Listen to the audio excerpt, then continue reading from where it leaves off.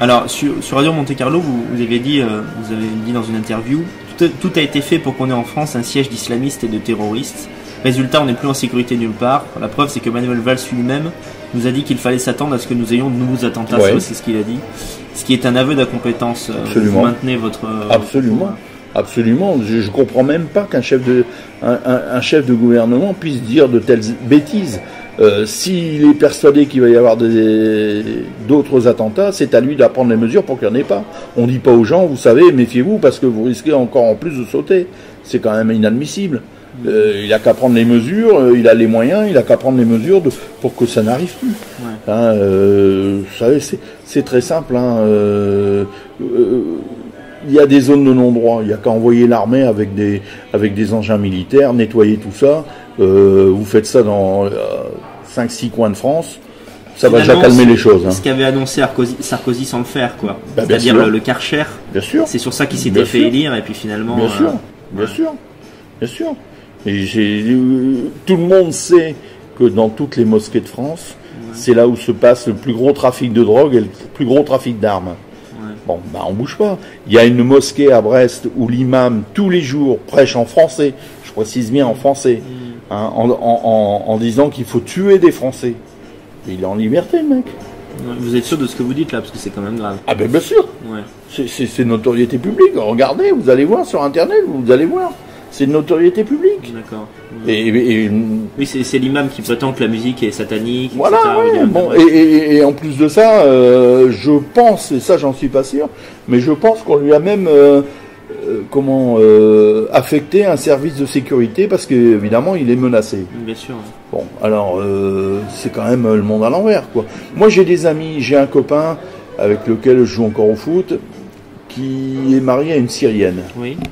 Il m'a dit, moi j'étais à Damas, oui. Et en Syrie, tout se passe bien, il n'y a pas de problème.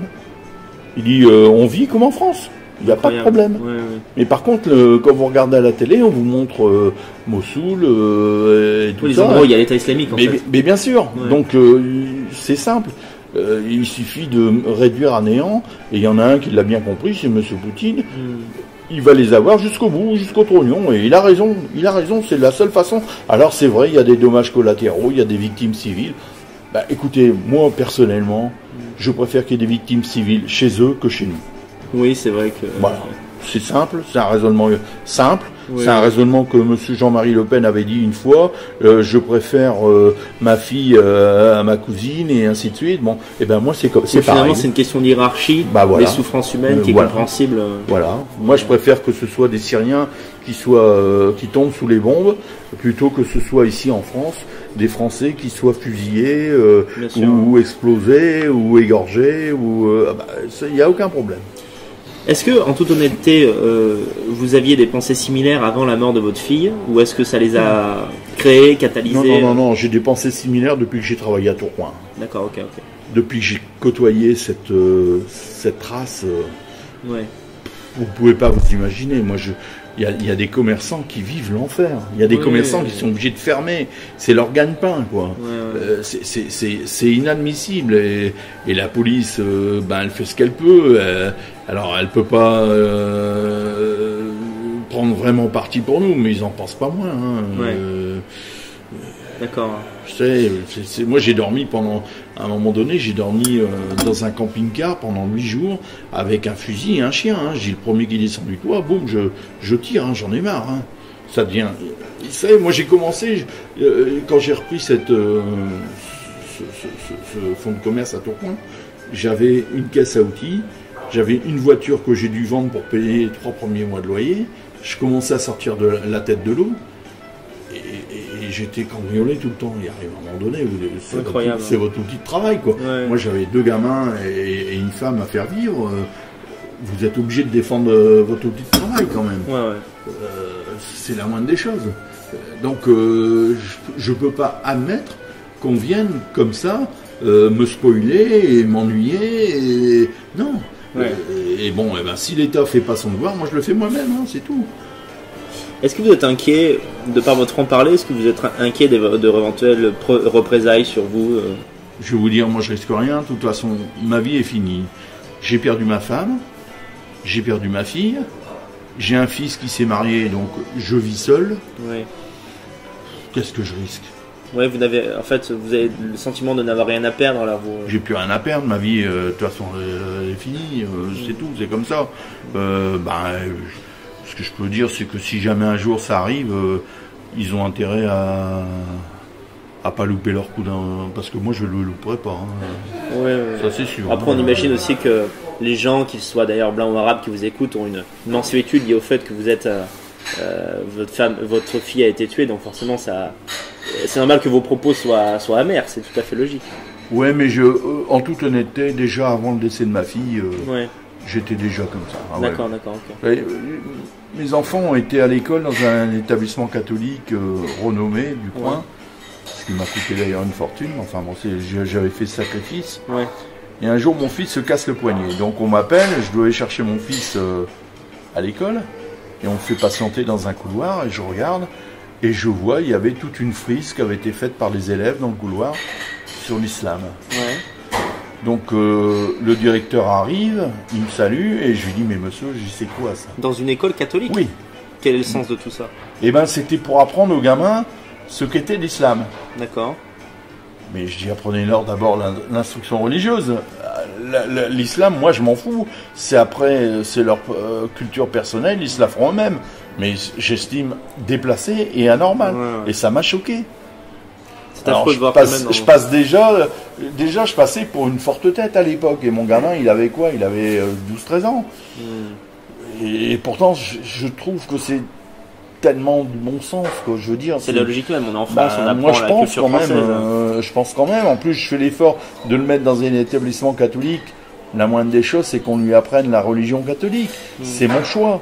Ouais. Après, mon fils ou ma fille, plus grand, s'ils avaient voulu opter pour une autre religion, bon, c'est leur choix. Bon, mais généralement, moi j'ai vécu comme ça. Mon père m'a mis aussi dans un établissement catholique. C'est l'évidence même, si vous payez pour qu'ils sont dans une école catholique. Ah oui. Bah oui. Terrible. Oui, parce que eux, dans leur école musulmane, ils apprennent pas le christianisme. Ça, sûrement pas. Ça, j'en suis certain. Ouais. D'ailleurs, je comprends même pas qu'on aide des écoles coraniques. Moi, franchement, faudra un jour qu'on m'explique. Mais bon. Alors, j'ai encore quelques questions. Est-ce que vous avez rencontré d'autres proches de victimes, et est-ce que certains ont votre point de vue? Non. Vous êtes un des seuls à... Non, je crois que... Enfin, de tous ceux que j'ai rencontrés, je suis un des seuls à être dans la haine et dans l'attaque. Je fais partie d'une association du 13 novembre 2015 qui est dirigée par un monsieur qui est médecin qui s'appelle Georges Saline. Ce monsieur travaille dans une fondation à Paris, je l'ai rencontré. Je peux vous dire que le seul point commun que j'ai avec lui, c'est que lui, il a perdu sa fille, j'ai perdu la mienne. Oui. Lui, il est dans le pardon. Moi, pas du tout. Je peux pas pardonner, je ne pardonnerai jamais.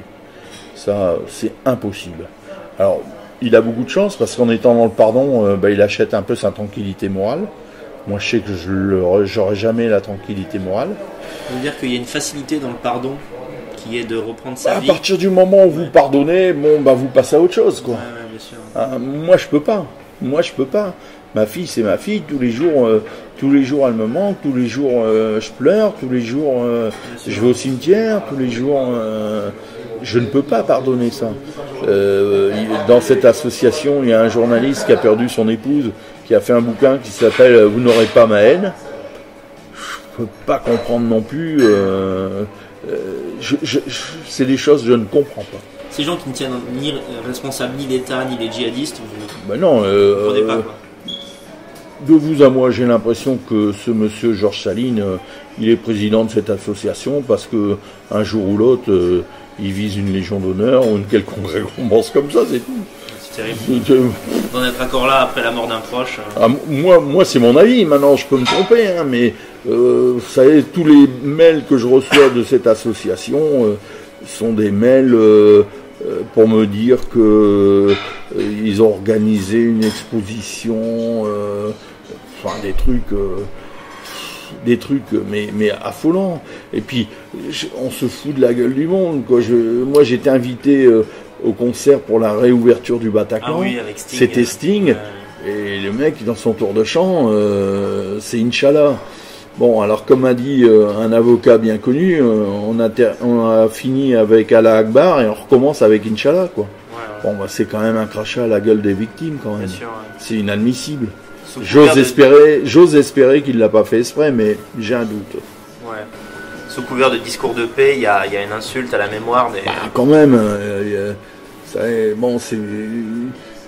Un jour, Hollande est allé mettre une gerbe place de la République à Paris, peu de temps après les attentats, donc sur le coup de midi, et l'après-midi, il s'est rendu à la Grande Mosquée de Paris.